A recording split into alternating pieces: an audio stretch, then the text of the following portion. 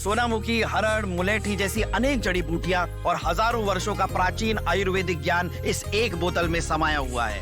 कायम टैबलेट, आपकी खुशियों का साथी। अमेरिकी राष्ट्रपति डोनाल्ड ट्रंप ने घोषणा की है कि अमेरिका ने वेनेजुएला के काराकास में एक बड़ा सैन्य अभियान चलाया और राष्ट्रपति निकोलस मादुरो और उनकी पत्नी सीलिया को देश से बाहर ले जाया गया। ट्रंप ने अपने social media platform truth social पर लिखा है कि संयुक्त राज्य अमेरिका ने वेनेजुएला और उसके नेता निकोलस मादुरो के खिलाफ एक बड़ा एक्शन लिया है और हमला कर दिया। उन्हें उनकी पत्नी के साथ पकड़ लिया गया है और देश से बाहर भी ले जाया गया। इस घोषणा के बाद वैश्विक राजनीति और मीडिया का ध्यान सीलिया पर ही गया, जो केवल फर्स्ट लेडी नहीं बल्कि वेनेजुएला की सत्ता में एक प्रमुख और प्रभावशाली हस्ती भी रही है। तो आखिरकार वो कौन है, उनके बारे में जानते हैं। सीलिया की अगर बात करें तो उनका जन्म 15 अक्टूबर 1956 को उत्तरी पश्चिमी वेनेजुएला के एक छोटे से शहर टिनाकुलो में हुआ। वो 6 भाई बहनों में सबसे छोटी थी और कच्ची ईंटों के घर में पली बड़ी थी, जिसका फर्श भी मिट्टी का था। उनके पिता एक सेल्समैन थे जो आसपास के कस्बों में सामान बेचकर आते थे। बेहतर जीवन की तलाश में परिवार बाद में वेनेजुएला की राजधानी काराकास आ गया और वहीं पर अपना जीवन यापन वो लोग आराम से करने लगे। फ्लोरेस ने क्रिमिनल लॉ पढ़ने के बाद एक प्राइवेट यूनिवर्सिटी में एडमिशन लिया।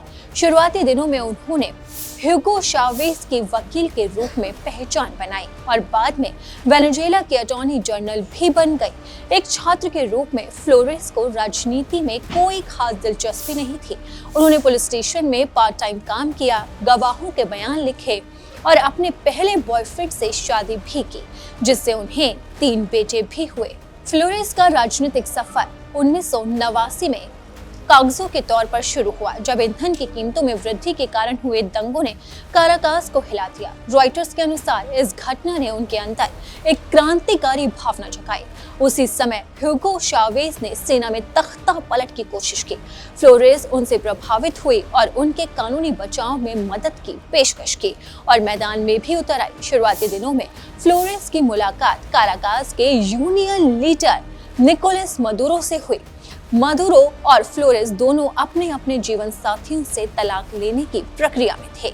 जल्द ही दोनों एक कपल भी बन गए। 1994 में राष्ट्रपति से माफी मिलने के बाद फ्लोरेस और दूसरों ने चावेज को सलाह दी कि वो अपनी मिलिट्री वाले इमेज छोड़ दे और खुद को एक ऐसे आम नागरिक के तौर पर पेश करे जो गरीबों की मदद करने में ध्यान देता है। 1997 तक फ्लोरेस उस कैंपेन टीम का हिस्सा बन गए थे, जिससे अगले साल चावेज को राष्ट्रपति चुनाव जीतने में मदद की। उसी समय के आसपास मादुरो को सदस्य चुना गया। वहीं फ्लोरेस ने साल 2000 में नेशनल असेंबली में एक सीट जीती और 2007 में असेंबली की नेता भी बनी। उन्होंने विपक्षी सांसदों को खुलेआम पापी कहा और 2012 में अटॉर्नी जनरल बनी। 2013 में ह्यूगो चावेज की मृत्यु के बाद उपराष्ट्रपति मादुरो राष्ट्रपति बने और जुलाई 2013 में उन्होंने फ्लोरेस से शादी कर ली। फ्लोरेस केवल फर्स्ट लेडी नहीं रही। साल 2013 में मादुरो के राष्ट्रपति बनने के बाद उन्होंने देश की राजनीतिक दिशा तय करने में सक्रिय भूमिका निभाई। उनके समर्थक उन्हें फर्स्ट वॉरियर भी कहते हैं। वेनेजुएला में फ्लोरेस सरकार में शामिल सबसे प्रमुख महिलाओं में से एक रही है।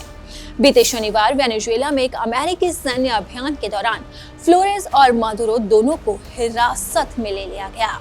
अब दोनों पर न्यूयॉर्क की अदालत में तस्करी और हथियारों से जुड़े केस चल रहे हैं। इससे पहले सितंबर 2018 में अमेरिकी वित्त विभाग ने फ्लोरेस पर आर्थिक प्रतिबंध भी लगाए थे। सीलिया फ्लोरेस और निकोलस मादुरो दोनों वेनेजुएला की राजनीतिक और सत्ता संरचना में लंबे समय से जुड़े रहे हैं। फ्लोरेस का सफर एक गरीब परिवार से लेकर देश की पहली महिला अटॉर्नी जनरल और राजनीतिक प्रभावशाली नेता तक रहा। अमेरिका के सैन्य अभियान और हिरासत के बाद अब उनका और मादुरो का भविष्य न्यूयॉर्क अदालत में चल रहे मामले पर निर्भर करेगा।